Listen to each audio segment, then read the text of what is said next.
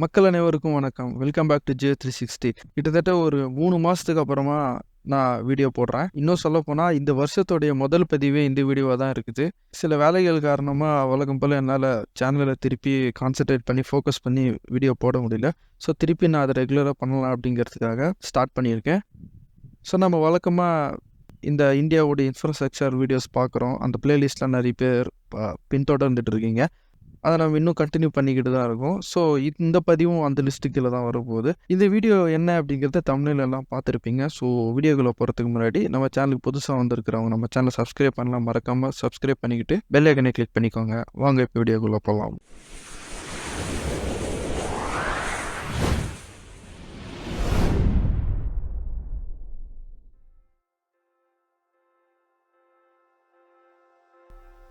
Vande Bharat express நம்ம சேனலில் இந்த வந்தே பாரத் எக்ஸ்பிரஸ் பற்றி நிறைய வீடியோ போட்டிருக்கோம். ஸோ அதெல்லாம் பார்க்கணுன்னு நினைக்கிறவங்க போய் தேடி பார்க்கலாம். நிறைய வீடியோகள் கிட்டத்தட்ட 1,00,000 வியூஸ்க்கு மேலெலாம் நம்ம வந்தே பாரத் பற்றி போட்டிருப்போ ஓடி இருக்குது. ஸோ அதெல்லாம் நீங்கள் போய் பார்த்து தெரிஞ்சுக்கலாம்.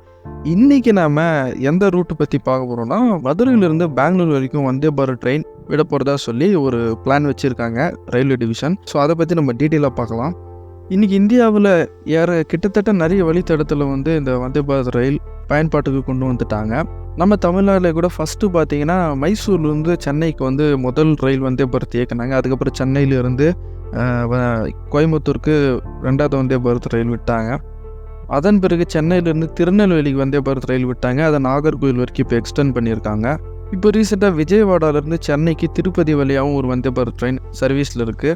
ஒரு 2 வாரம் முன்னாடி பிரதமர் மோடி அவர்கள் நம்ம சென்னையிலிருந்து மைசூருக்கு 2வது வந்தே பாரத் ரயிலை அறிமுகம் செஞ்சு வச்சுருந்தார்.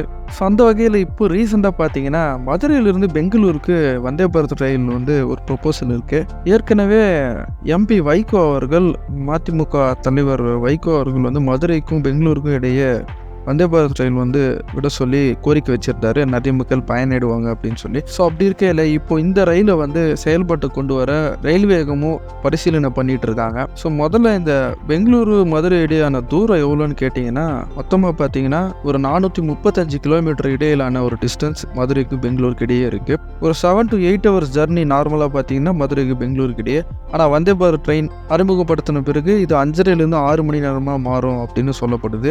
ஸோ இனிஷியல் பிளானாக ஒரு 16 கோச்சஸ் இதில் அட்டாச் பண்ணலாம் அப்படின்னு சொல்லி ஒரு பேச்சு இருந்தது. அப்படிலாம் 8 கோச் அட்டாச் பண்ணலாம் அப்படின்னு சொல்கிறாங்க. எனக்கு தெரிஞ்சு 8 கோச் தான் பண்ண வாய்ப்பு இருக்குது. அதுக்கப்புறமா வேணால் வரவேற்பை பொறுத்து அதை 16 கோச்சாக எக்ஸ்டெண்ட் பண்ண வாய்ப்பு இருக்குது.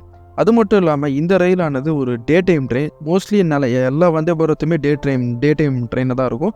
அந்த வகையில் இதுவும் பகல் நேரத்தில் இயங்கக்கூடிய ஒரு ரயில் தான். ஆஸ் யூஷுவல் இதில் எக்ஸிக்யூட்டிவ் கோச் இருக்கும், எக்ஸிக்யூட்டிவ் கிளாஸ், ஸ்டார் கிளாஸ் கோச்சஸ்லாம் இருக்கும். எல்லா வந்தே பாரத்தில் இருக்கிற மாதிரி இதுலையும். அது போக இங்கே எங்கெங்கெல்லாம் ஸ்டாப்பேஜ் இருக்கும் அப்படிங்கிறத ஒரு ப்ரெடிக்ஷனாக சொல்கிறாங்க. எங்கன்னு பார்த்தீங்கன்னா திண்டுக்கல், கரூர், சேலம், தருமபுரி மற்றும் ஒசூர். ஸோ மொத்தமாக பார்த்தீங்கன்னா ஒரு 5 ஸ்டாப்பிங் தான் இந்த ரயிலில் கொடுக்கப்படும் எதிர்பார்க்கப்படுகிறது. அது மட்டும் இல்லாமல் இதில் இருக்கக்கூடிய ஃபேர் என்ன அப்படின்னு பார்த்தீங்கன்னா, ஏன்னா இதில் யூஸ்வலாக 400 கிலோமீட்டருக்கு மேலே ரன் ஆகிறதுனால இதுக்குன்னு ஒரு ஃபிக்ஸ்டு ஃபேர் இருக்குது.